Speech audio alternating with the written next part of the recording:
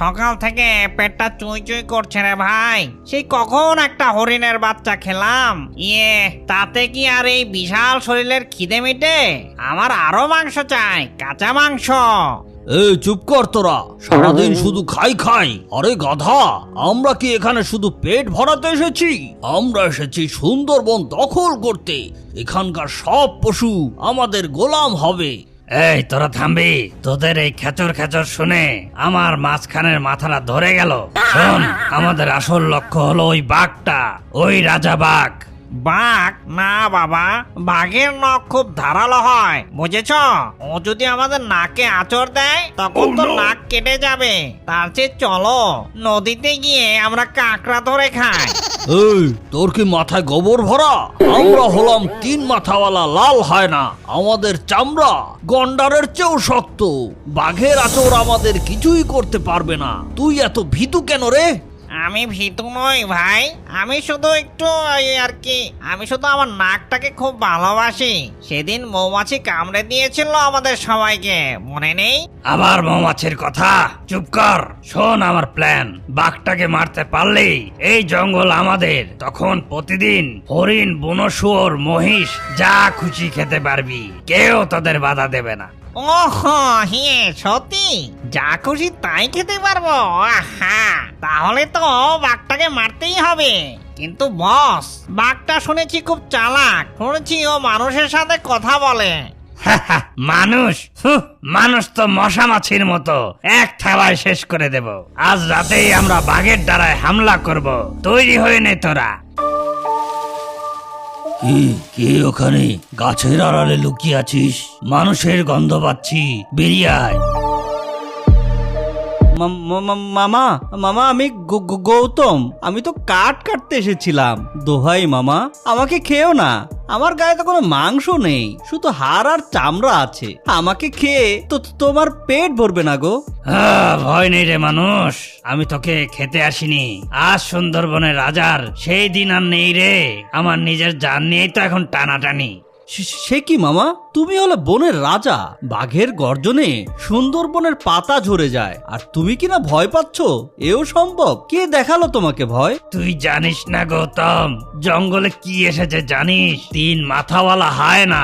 ও আমাদের সব সঙ্গীকে মেরে ফেলেছে কাল রাতে, আমার ছোট ছানাটাকে। আমি শুনেছি মামা, গ্রামের জেলেরা বলছিল জঙ্গলে নাকি এক আজব জানোয়ার এসেছে। 3টে মাথা, আগুনের মতো লাল চোখ। কিন্তু মামা, তুমি তো এত শক্তিশালী, তুমি কেন ওকে মারতে পারছো না? শক্তি দিয়ে ওকে মারা যাবে না রে। ওর 3টে মাথা, 3 দিক থেকে দেখে। আমি সামনে দিয়ে গেলে মাঝখানের মাথা দেখে ফেলে, পেছন দিয়ে গেলে অন্য মাথা দেখে ফেলে। আর ওর চামড়া পাথরের মতো শক্ত। আমার নখ ওর গায়ে বসে না। আমি একা ওর সাথে পেরে উঠছি না রে গৌতম। খুবই চিন্তার বিষয় মামা। এই জঙ্গলটা যদি, ওই রাক্ষসটা যদি তোমাকে হারিয়ে দেয়, তাহলে তো কাল আমাদের গ্রামেও হানা দেবে। আমাদের গরু, ছাগল, এমনকি ছোট ছেলে মেয়েদেরও খেয়ে ফেলবে।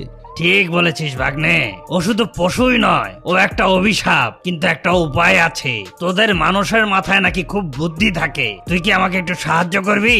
আমরা দুজনে মিলে কি ওটাকে হারাতে পারবো না? আমি সামান্য কাঠুরিয়া, আমার কাছে তো বন্দুক নেই, আছে শুধু একটা পুরনো কুড়াল আর একটা গুলতি। আমি কি কিছু করতে পারবো মামা? তুই অনেক কিছুই করতে পারিস। আমার কাছে একটা প্ল্যান আছে, কিন্তু তার জন্য তোর হাতের ওই গলতি আর তোর নিখুঁত নিশানা দরকার। তুই রাজি থাকলে বল, আজই ওই শয়তানের দিন শেষ করে দেব আমরা। বাঘ মামা, তুমি যখন বন্ধু বলে হাত বাড়িয়ে দিয়েছো, আমি তোমাকে ফেরাবো না। ওই হায়না বেঁচে থাকলে আমরা কেউ বাঁচবো না। বলো কি করতে হবে, আমি রাজি। শোন, ওই হায়নার একটা বড় দুর্বলতা আছে। ও খুব লোভী আর অহংকারী। ওভাবে কেউ ওকে মারতে পারবে না। আরে সে তো বুঝলাম, কিন্তু মারবো কি দিয়ে? কলাতলির জঙ্গলে একটা বিশাল রেন্টি গাছ আছে, জানিস তো? কলাতলি? ওরে বাবা, ওখানে তো দিনের বেলাতেও কেউ যায় না। শুনেছি ওখানে খুনে মৌমাছি চাক আছে, বিশাল বড় বড় কালো কালো মৌমাছি। একদম ঠিক ধরেছিস, ওই মৌমাছিরাই আমাদের অস্ত্র। আমার প্ল্যানটা শোন মন দিয়ে। বলো মামা। আমি গিয়ে ওই হায়নাটাকে রাগাবো। ও আমাকে তাড়া করে ঠিক এই গাছটার নিচে নিয়ে আসবে। তুই আগে থেকেই ওই গাছের উল্টো দিকে ঝোপে বাতাসের বিপরীতে লুকিয়ে থাকবি। ঝোপে লুকিয়ে থাকবো? আচ্ছা তারপর? তারপর হচ্ছে আসল কাজ। যেই হায়না গাছের নিচে আসবে এবং আমাকে মারতে যাবে, ঠিক সেই মুহূর্তেই তোকে গুলতি দিয়ে এক মারে ওই মৌমাছিটা ভেঙে দিতে হবে। ও বাবারে, মৌমাছির চাকে ঢিল! সর্বনাশ! মৌমাছিরা তো রেগে গিয়ে আমাকেই কামড়াবে। আর ওই খুনে মৌমাছি একবার কামড়ালে তো মানুষ বাঁচে না। ভয় নেই, তুই থাকবি ঝোপের আড়ালে আর হায়নাটা থাকবে খোলা জায়গায়। মৌমাছি যখন চাক থেকে বের হবে, ওরা চোখের সামনে যাকে নড়তে দেখে তাকেই আক্রমণ করবে। আর সেই সময় হায়নাটা লাফালাফি করবে বেশি, বুঝেছিস? বুদ্ধিটা তো দারুণ মামা, কিন্তু মামা যদি আমার ঢিল ফসকে যায়, যদি মৌচাকে আর না লাগে? তাহলে আর কি ভাগ্নে, হায়না আমাদের দুজনকে মিলে ডিনার করবে। ওই একটাই সুযোগ গৌতম, তোর হাতের নিশানার উপর আমাদের জীবন বরণ নির্ভর করছে। তুই পারবি তো? কাঠুরিয়া হতে পারি মামা, কিন্তু ছোটবেলায় এই গুলতি দিয়ে কত আম পেরেছি তার হিসেব নেই। আজ রাক্ষস পারবো। তুমি চলো, আমি পজিশন নিচ্ছি। এই তিন মাথার কেউটে, সাহস থাকে তো সামনে আয়, নাকি গর্তে লুকিয়ে আছিস? কেরে? ওরে বাবারে, এই তো দেখি সেই রাজাবাগ। রে, মরার শখ হয়েছে নাকি রে তো? নিজে পায়ে হেঁটে জমদূতের কাছে এসেছিস? আহা, ডিনার নিজের পায়ে হেঁটে এসেছে। হি হি হি হি।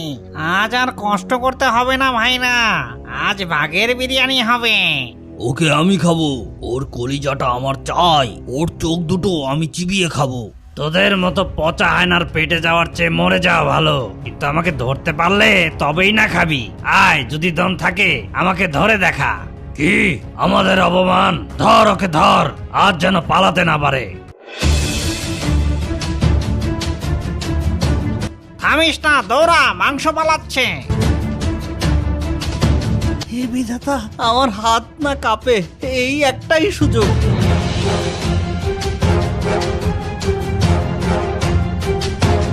আর কোথায় পালাবি রাজা? সামনে নদী আর পেছনে আমরা। আজ তোর খেলা শেষ রে সুন্দরবনের বাঘ। ভাই আর দেরি করিস না, আমার খুব খিদে পেয়েছে, চল শুরু করি।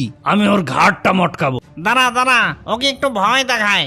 বাঘ মামা, তোমার শেষ ইচ্ছা কি আছে বলো তো? হ্যাঁ হ্যাঁ হ্যাঁ। আমার শেষ ইচ্ছা হলো তোদের ওই তিনটে পচা মাথায় মৌমাছির হুল ফুটুক।